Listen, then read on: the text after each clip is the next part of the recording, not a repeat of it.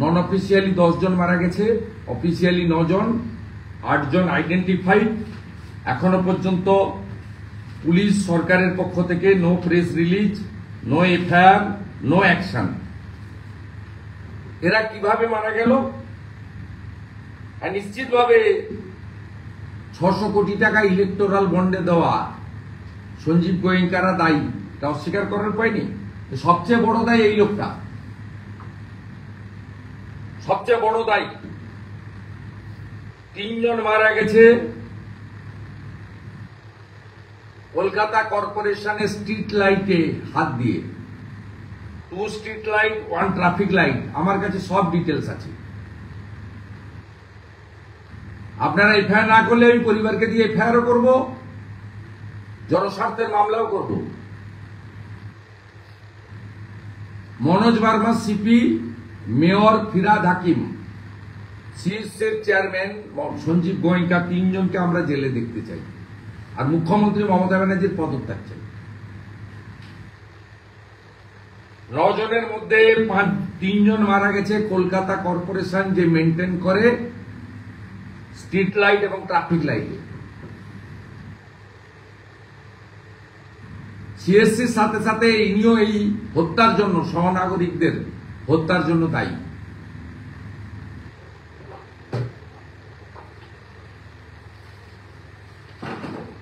আমরা এই পরিস্থিতি স্বাভাবিক হওয়ার সাথে সাথে যা যা করণীয় কাজ প্রতিবাদও হবে।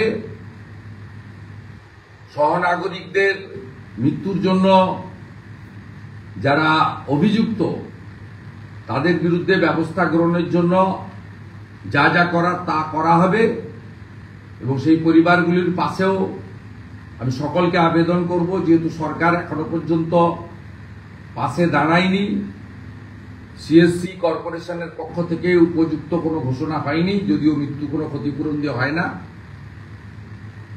আমি দাবি করব শুধু মমতা ব্যানার্জির ওই রিড অ্যান্ড রাইটের 10,000 টাকার কন্ট্রাকচুয়াল চাকরি নয়, প্রত্যেকটি ক্ষতিগ্রস্ত পরিবারকে ক্লার্কের চাকরি দিতে হবে গ্রুপ সি, এবং 1 কোটি টাকা করে ক্ষতিপূরণ কলকাতা রাজ্য সরকারকে, 1 কোটি টাকা করে ক্ষতিপূরণ সিএসসি কে, এবং 1 কোটি টাকা করে ক্ষতিপূরণ কলকাতা কর্পোরেশনের লোন ফান্ড থেকে দিতে হবে।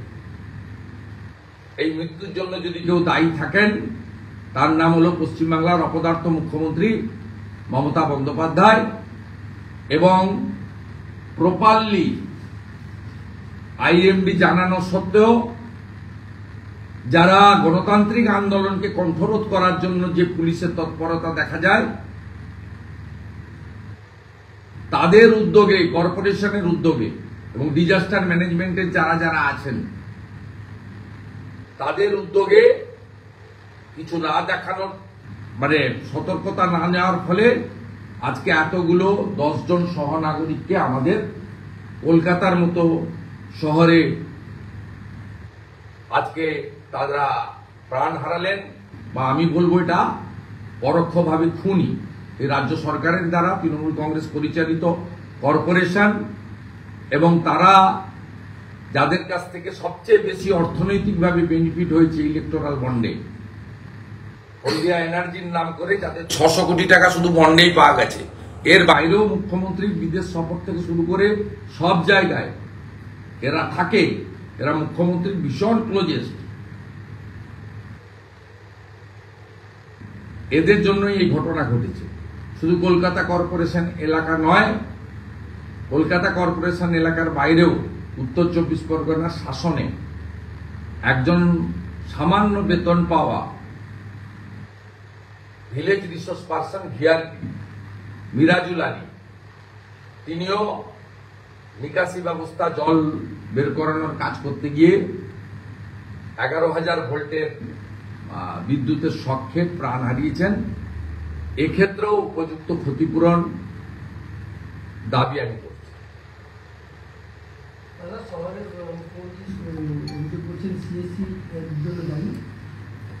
মুখ্যমন্ত্রী নিজে দায়ী। মুখ্যমন্ত্রী কেন প্রেসে জানিয়েছেন যে এটা মানে বৃষ্টি, আকাশ ভাঙা বৃষ্টি হয়েছে।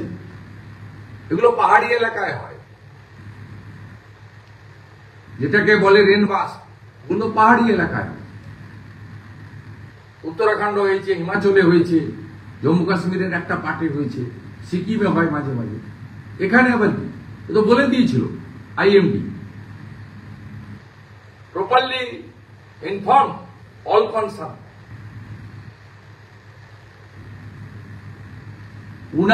উনার এই যে মা দুর্গা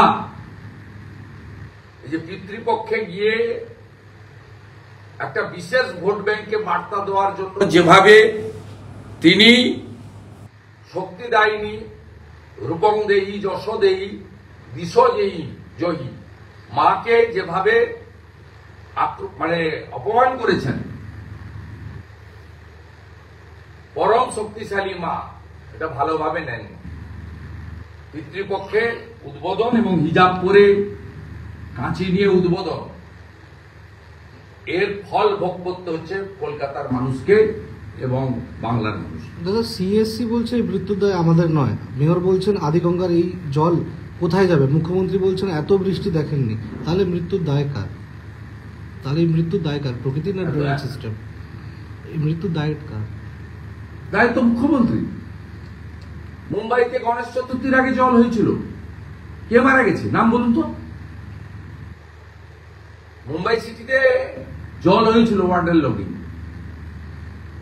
উনি 14 বছর 6 মাস আছেন, খেলা মেলা ভাতা, মদের দোকান, তোষণ এইসব করে বাংলাকে শেষ করে দিয়েছেন, বড় বড় কথা বলছেন। এটা ছাড়ার হবে না, এটা চলবে, পুজোও চলবে, সাথে সাথে এর প্রতিবাদও হবে। মুখ্যমন্ত্রী আরো বলছেন যে বিবিসির জন্য দায়ী। আমাদের ভিডিও ভালো লাগলে লাইক এবং শেয়ার করুন, কমেন্ট সেকশনে গিয়ে জানান আপনাদের মতামত। আরও ভিডিও পেতে আমাদের চ্যানেল সাবস্ক্রাইব করুন এবং প্রতি মুহূর্তে খবরের আপডেট পেতে প্রেস করুন বেল আইকন।